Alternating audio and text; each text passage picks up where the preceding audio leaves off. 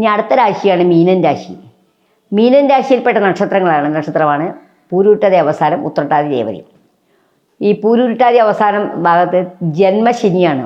അസുഖങ്ങൾ, കാലുവേദന ഒക്കെ വരാൻ സാധ്യതയുണ്ട്. ഇപ്പോൾ വ്യാഴമൊക്കെ അനുകൂല, ഇനി വരാൻ പോകുന്നത് വ്യാഴം അനുകൂല. പക്ഷേ വേദനകളൊക്കെ ഒരുപാടുണ്ടാവും. കാരണം ജന്മശനി ആയതുകൊണ്ട്. ജന്മശനിയാണെങ്കിൽ കുട്ടികൾക്ക് ആണെങ്കിൽ വിദ്യാഭ്യാസ തടസ്സം, മധ്യവയസ്കർക്കാണെങ്കിൽ ജോലി തടസ്സങ്ങൾ, പ്രായമുള്ളവർക്കാണെങ്കിൽ വീഴ്ചകൾ, രോഗങ്ങൾ, ഇതൊക്കെ വരാൻ സാധ്യതയുണ്ട്. അതിനൊക്കെ പരിഹാരമായിട്ട് ശിവക്ഷേത്രത്തിൽ ശംഖാഭിഷേകം 3 മാസം കൂടുമ്പോൾ തേൻ ധാര ഇതൊക്കെ ചെയ്താൽ മാറ്റങ്ങൾ വരുന്നതാണ്. അടുത്ത ഉത്രട്ടാതി നക്ഷത്രം. ഉത്രട്ടാതി നക്ഷത്രം ജനിക്കുന്നതിന് ശനിദശയിലാണ്. ശനിദശയിൽ ബാലാരിഷ്ടം ഉണ്ടായിരിക്കും. ഉത്രട്ടാതി നക്ഷത്രത്തിന് ഇപ്പോൾ വ്യാഴം വ്യാഴം അനുകൂലമാണ്, ഇനി വരുന്ന അനുകൂലമാണ്. പക്ഷേ ജന്മശനിയാണ്. രോഗ ദുരിതങ്ങളും ബുദ്ധിമുട്ടുകളൊക്കെ വരാൻ സാധ്യതയുണ്ട്.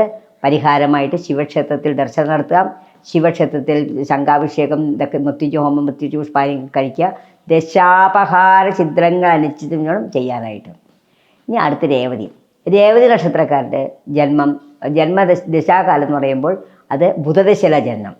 ബുധദശ ജനിക്കുന്നു. ഇപ്പോൾ അവർക്ക് വ്യാഴം അനുകൂലമാണ്, ഇനിയും അനുകൂല. പക്ഷേ ശനി ജന്മശനിയാണ്. ജന്മശനി ആയതുകൊണ്ട് അസുഖങ്ങൾ, ബുദ്ധിമുട്ടുകളൊക്കെ വരാൻ സാധ്യതയുണ്ട്. തൊഴിൽ തടസ്സം വരാം, വിദ്യാഭ്യാസ തടസ്സം വരാം. എല്ലാത്തിനും പരിഹാരമായിട്ട് മഹാദേവ ക്ഷേത്ര ദർശനം, മഹാദേവനെ ഭജിക്കുക, ശംഖാഭിഷേകം ചെയ്യുക, ശനിയാഴ്ച തോറും ശിവക്ഷേത്ര ദർശനമൊക്കെ നടത്തിയാൽ എല്ലാം. ഇതാണ് പൊതുവേ ഈ 27 നക്ഷത്രക്കാർക്കും ഈ 26 ബലങ്ങൾ.